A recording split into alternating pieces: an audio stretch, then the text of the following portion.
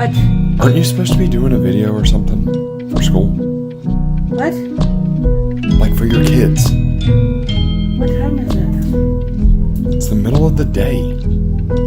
It's like 12:30. How'd you let me sleep this late? I'm not your keeper. I'm not responsible for you. Gosh, okay.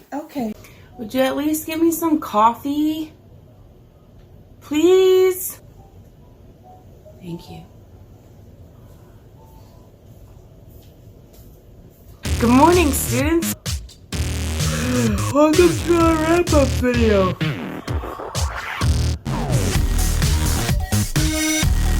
Sorry, I apologize for my outfit today. I'm pretty tired. I didn't know I slept that late. It's kind of nice though. I hope that this week has treated you well. I am exhausted. I'm pleased with the work you guys did this week. Really pleased. Really pleased. Really pleased. Really pleased. We looked at the Monument for Peace, and I had a couple things I wanted to discuss with you.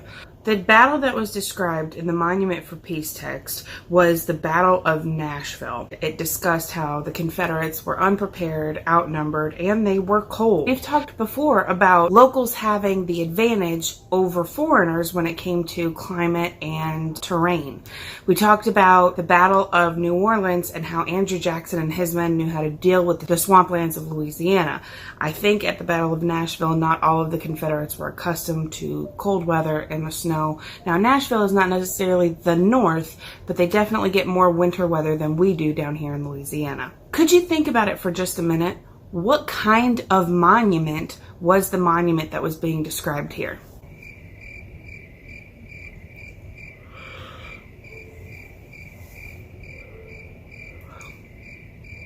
It was a monument for peace. It wasn't a monument for the Union. It wasn't a monument for the Confederates, not for the North, not for the South, but for peace. And that's what you really needed to take from that text. All right, looking at Tuesday's assignment, Dr. King versus Jackie Robinson. I loved hearing how you guys compared these two authors. On the one hand, you had Dr. King, who is nonviolent and very practical. His goal in having all these peaceful protests was to intentionally create tension, this kind of discomfort, until people came to the table ready to negotiate and ready to make changes. Jackie Robinson, on the other hand, was reflecting on a statement that the president had said, saying, dude, I've had enough being patient. I'm done. His voice is a little bit more aggravated, a little bit more angry, while Dr. King's voice was definitely more patient and determined. Last but not least, this week we read about the suffragist movement and how suffrage actually won from the Senate. Now remember, Congress is made up of two houses, the House of Representatives and the Senate. It's a bicameral legislature. Bi meaning two, as in bicycle, and then cameral, I think it means house. Anyways, it's a two-house legislature. So women's suffrage passed the Senate, which means that Congress says, hey, this is A-okay, and they had to roll it out to the states. What you need to recognize is it wasn't just that women had the right to vote. On the contrary, what the amendment said was that you cannot restrict someone's right to vote based on their sex or whether they're a male or a female. The legislation also said that Congress, through making law, could enforce this. The way you need to think about this is having a rule without a consequence. If your parents have a rule that you have to be in by dark, you're not going to worry about coming in at dark if there's no consequence. But if your parents say, I'm taking your phone, I'm taking your Switch, your PlayStation, your what's the other one? Gamebox? GameCube? Xbox. I'm taking all these things away if you don't get in by dark. That consequence is what's going to enforce your action of coming home on time.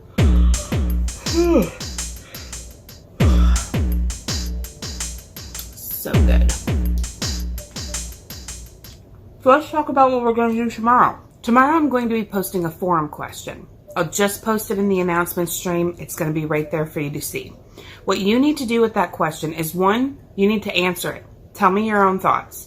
And the second thing you need to do is you need to respond to two different peers, two other students who have already given an answer.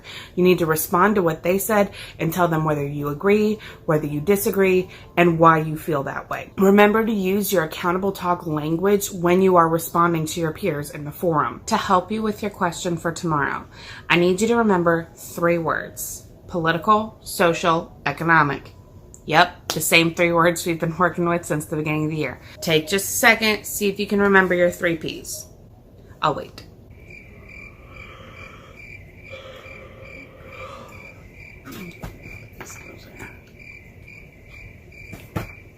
So politics goes with political.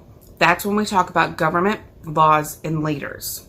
Social is with people, what people say, what people do, what people think.